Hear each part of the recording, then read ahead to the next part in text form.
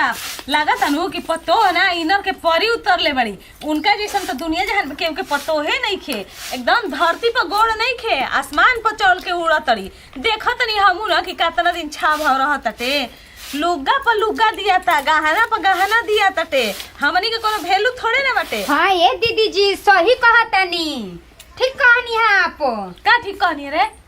मतलब मम्मी जी के जमीन पे पैर नहीं थे धर ऊपर पैर चल तू चमची है चारों ओर बतियावेलिस आई हे दीदी जी का कहतनी जीव तो दिखावटी नहीं रहल हां हमहू भेद ले खातिर गल रहनी आपे बताई केहू मतलब का कर जूता के मतलब ओकरा के अंदर देखे के ऊपर से चमकावल जाला न तो अंदर कोनो हाथी के दांत बा खाए के कुछ और देखाए के कुछ और। अच्छा ई बताओ कि तू आ रही तो तोरा के काम मुंह देखाई मिल रहल कुछ ना जी 50 रुपए हाथ पे दे देल रहनी तोरा के तो 50 गो रुपया मिल गरल हमरा के तो ब्लाउज के पीसो ना मिल रहल सोच आ वो करा के देखो रे कितना बढ़िया साड़ी रे साड़ी थोड़ी ना दीदी इनकी पारे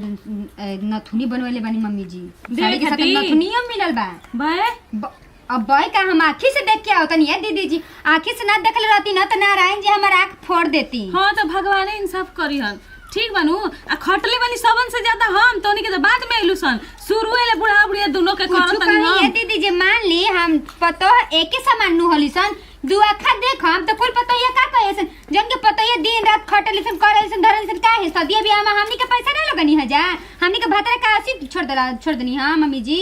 हो जाई तो कर लेतीन आई कूदेली अपन नैहर पका है ना नैहर के लोग ई मिले घटा के लू गाली रसम कोनो गत के ना देखलिस नु भाई आई हे रामा लागत है 2-250 रुपया लुगा उठा के लेके आगल बन जा सही आ ओहो बिया नु तो दिन रात मम्मी जी अरे बाप हो बा जान तड़े उ का होई कैसे तो कहला नु नया लुगरिया 9 दिन तौने हाल होई अभी छा भाव देखावत लागत नहीं दीदी जी मम्मी जो पैसा नहीं न ले झूठले हमनी के पते नहीं थे दहेज हां जी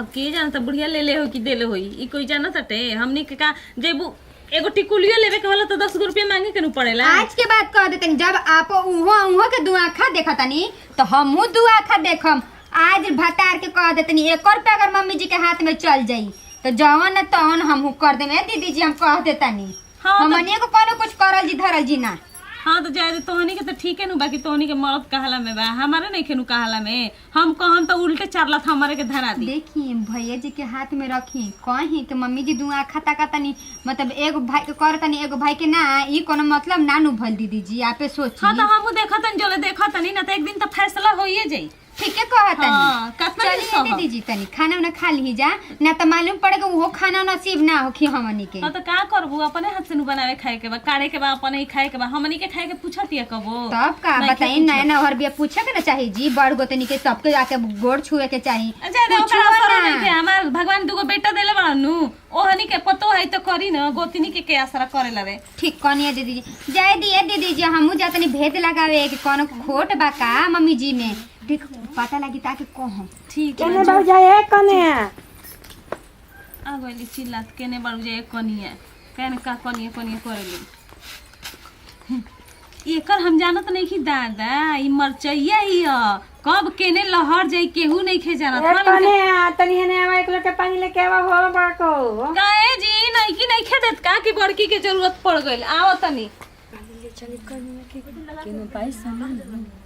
तो पली ना तो इहो लेके जाइम घर बानू तो कनी के देखे आँख लागी वो अपना अपना बेटा के भताल के खियावत ऐसा हमरा के कब पूछबो ना करेली सन के ला एक छता तू खा ला कौन चीज चाहे एगो समोसा बावी तो मैं तुरियो कहतनी दे दी उ ना जुड़े ला कनी के अपना घर में कसे के चाही तो हमरा के जे करी ओकरे के न हम खियाइम जी कनियो के ले बन जिलेबी खिया दे लौकत नहीं खिसनु दादा ना तो बीख लगा दियो सन घर में महाभारत होखे लागी जाए छोटी कनिया के बोला के खिया दी भाई सुना कौन होता जल्दी देख कनिया केने बाबू हो कनिया सुन तो हां मम्मी जी बैठा नहीं जा सुना ना तारा के जिलेबी ले दिन बाजार से खाली हो हमरा के कोनो ने पूछे सुन तो कन के देखियो देखो सन मत छ ना तोहरे खातिर ले बानी खाली है छ ना अरे देखो सोनारा के दुकानिया पर गोनिया कहिए से ऑर्डर देले रही बनवावे एबे बोलनी है खूबी है के देबो का नाम पत्तो है आगो कान में के मम्मी जी हां सोना के तारा का मुंह दिखाई देतई कने एकरा के बढ़िया से अपन संभाल के रखी है, पेनी है, अच्छा ना। मम्मी जी बहुत ही सुंदर बाटी है। अरे हमरा में तो बहुत सुंदर लगी। हाँ तो यही से तो लेनी है, देखनी के गोल गोल पहना तो यही से ये डिजाइन बनवाले रही, वीडियो कॉल पर देखले रही तबे से। मम्मी जी हई जलेबी नो हमरा मन नहीं कर खाए के, ले जाई दीदी लोग के दे दे। हां नहीं कौन है खाए के देबू, तारा खातिर ले लेबई, बौरा ही न हऊ, तारा बुद्धि नहीं के अभी तोहरे के ले लेबई, तू खा ले। मम्मी जी का रे बुचिया बई, का रे का भकुएल बैस बैठ बोल, का कहत हवे। मम्मी जी ले ना है दे दी, ले जे खा ले जा। ए भौजी है का हो ई का करे लागे रे। मम्मी जी हमरा के नहीं है मुंह आय माई बड़ी निकला दम ले ले। देखी देखी तनी देखी देखी का होई, देखाओ ना हेनी। हम देखो त ना अरे पागल हंसका रे हम ये देखबे करब तो। अरे दे ना रे हेनिया, कते लपझप कले रहले तब बुझाला ना आई को दिमाग नहीं खे, मरबो करम दू तबा खींच के हल्ला क के बिगले रहले। कनेला होई का हो जिलेबी खा ले और भौजी के दे दिए, खा ली हन, ले जाके घरा में धोया ले जो तो बुझइबे ना करेला कने। दे ने हट, पागल कहीं का। अरे मम्मी जी दे ना दी खाए के। आही इन बुझाले ना कि हमर सतेले माई हो, कब अपन अपन माई लेकर ना करले हमारे संगे। अरे ना बुझी जी ऐसा कोनो बात नहीं के, वो सुबह से हम कुछ खा लेना रहने ना, यही से मम्मी शायद मम्मी जी हमरा के लेके आई नहीं है। बताओ कान में हमका पसंद ना कोई लाऊ ना दे लइए छीन के लेके भाग गेल माई हमर, ना बुझाले कि हमर माई हमसे से इतना ना कियो ना प्यार करेले। अरे बुझी जी ऐसा कोनो बात नहीं के, ये कान में के रोरा पसंद पड़ गला त का हाँ, है पसंद बा। रोरा जब मन करी न तब हमरा से लेके रोरा पहन सकत है। ना हम लेके जाए अपन ससुर, हम रोज रोज करके पहन, अभी हमके पहनावो है निकाल है करके, हम कभी पहनावो। ठीक बाटे, जब रोरा मन बाटे न त लेके पहन लेही। तो हम पहनम अभी तो। मम्मी जी का कने आ कनिया ना के पूछी जी के काना में गए तो मैं निकला बताते तो हम दे देनी है। अरे भौजी के मुंह दिखाई हते का करली सब। हमके निकला हम लेबे कर। आज तोरा के दोसा बना दे सुनु बुझियो, पागल लेखा काम ना करिएला, ए, सब रुक, दोसरा के ना उतारल जाला। रुक, रुक। बुझाला ना कहिए दिमाग होई, कहिए दिमाग होई। हैं मम्मी जी रही ना दी पूछे तन तरह से तू हमरा असली माई हड़ी ना नकली हनी, तू हमरा सब असली माई हड़ी। लेके जा घर में जा, घर में जा जाइए सही पागल लेखा कले रहले, एकरा बुद्धि तनी कम ह। बुद्धि कम है हमारा रे, कैसे तू कह देले बुद्धि कम हवे बताओ। भौजी का आते तो बेटी पता नहीं के तो ध्यान नहीं के ना, भुला गेल ना बेटी के, भुलाई नहीं सही के कहल जाला। अरे बेटी का पागल आते सुन। पतो है का। अरे ऐसे ना कहीं तोरो के देही ना लीही ना, कनिवा के ले मुंह दिखाई तब ते छिनबे तो कनिवा का कही दूसरा ना दे दी तू उनका के। बरन कहिए तोरा का हम बना दे, चुपचाप तोरा मुंह बंद कर तो हाउ कुछ सुनिए संतीनो त का कहिए सरे हल्ला कर ले भाई, चुप रह।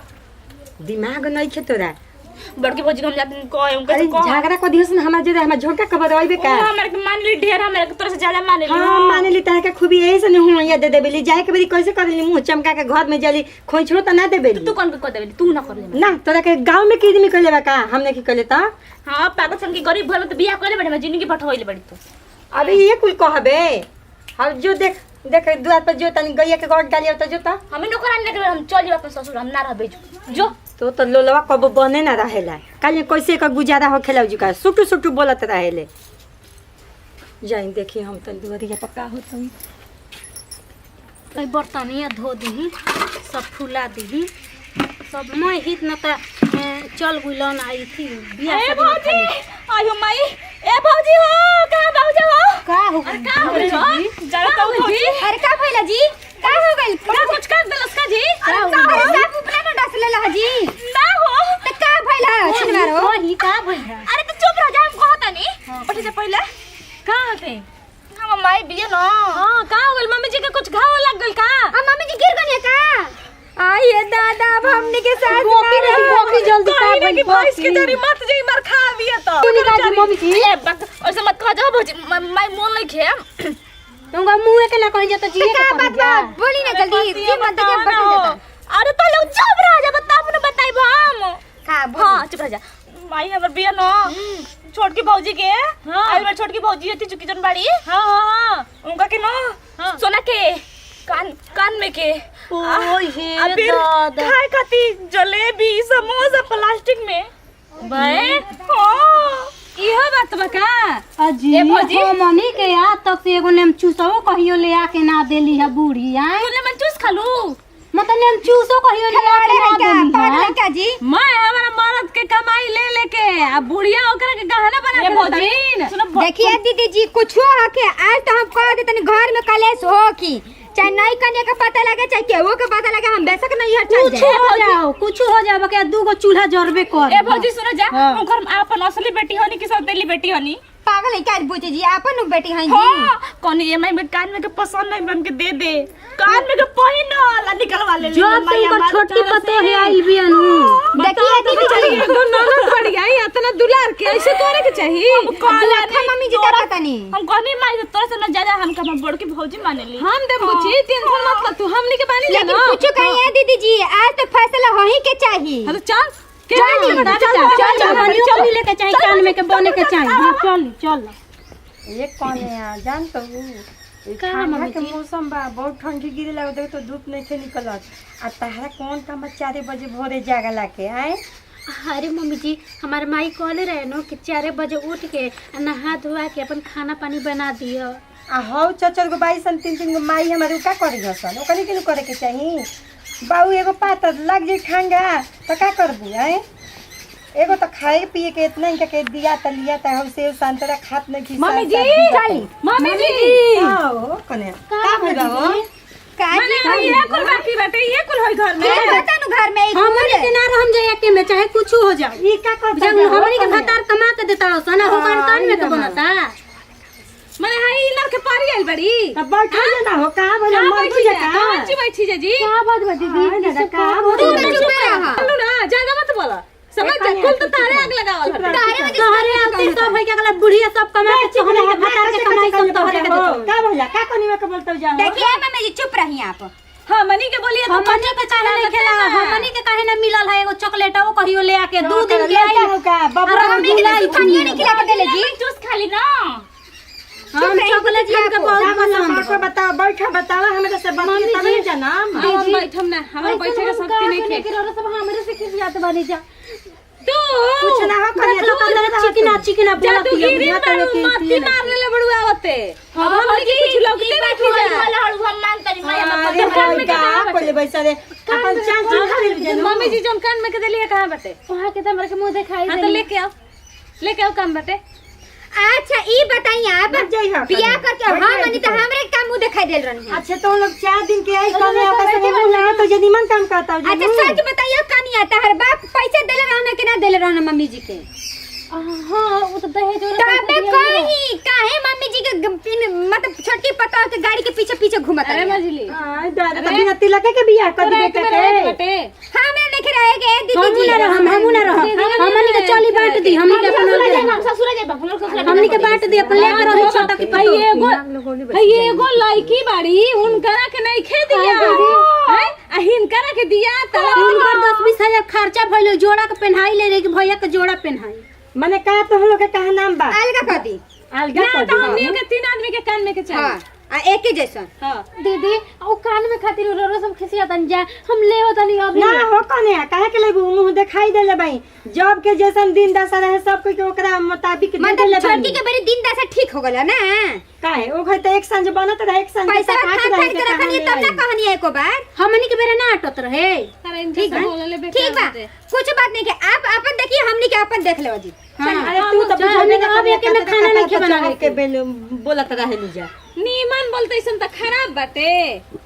ये कने तू पहले के आइल बा जान तो पहले हम ये अरे काम हम तो पहले कहलन जी हमरा चलो हम तार विदाई करम चलो बाबूजी मैं से कहना कि हमरा के चांदी के पायल बनवा के हमके विदा करो ना तो है क्या कहते भाई कि हम ही विदाई करम तो जा बना ले भौजी ले अब भौजी नहीं अरे बनावे हम बना देव जन्नी ना अतना नहीं खे ऐसे भी हमारे मर्द कमा के देता हम तो सब होता टे देख ले माई तोरा से ज्यादा हमके भौजी माने ली चलो हम सब ले पहले करे ली तू जाना लो कि साथ में ये नहीं जा तू ऐसा ना जा अरे लेके रहस तो हरे एक नंबर के बिगड़ ही बाकी न कुछ कहे लेकिन अपन चाल बे हाथ चिन्हवली सन बुच्ची जी के जाए के बेटा ना हमरा चांदी के पायल बटिए हम दे देतनी उहे देती रौरा एक कने चुप रहा ओकर आदत इहे ह जब आले कहले के माई हा के कान में के बना रे माई हा के पायल बना दे जब आई जब गहना कहां से दिए विदाई कर लेबे त देले नहीं खी गहना हम ना जानत रही कि दीदी लोग हाथ ना खिसियाइन जा हमरा पे आखिर हमरा बुझात नहीं कि हम गलती आ गई नहीं है। कुछ नहीं कहले कनिया तू चुप रह ना। उ कोनी के कुल्हिन के पनपनाहट भइल बउए, दुख लागता, आँख लागता के कान में के देले बई। काहे ना देम तहे बाबू त इतना हमरा के दहेज दिहलन, तिलक देलन, सब बर्तन फ्रिज कूलर सब देलन। ओकनी के बाप का देले बउए, भिखार घर के है से तो कनी के का सोना के हम लट गेना झंड के ना बना दीही के लसन पेनसन। कनिया तू टेंशन मत लइच को, हम जिंदा बाइन, तू जा अपना घर में खा पी आराम कर। ओकनी के बात लेके ना चलिया ना तो बीमार पड़ जी। बाप रे बाप, कुल काम एजा संदेहुआ बिगड़तिया। ई बिटिया कम भइल बिया, अच्छा बिछल है कुल के जाके आग लगा दे। कुल अपना अपना मरद ले कहिए सन, आवत सन तो फरियाइए जाई। देखत कि उ हमरा के पैदा कइले बसन कि हम ओकनी के कइले बानी। बाप रे हसे केहू घरे होखेला। जा तनी देखत नहीं आवत सन के का करत।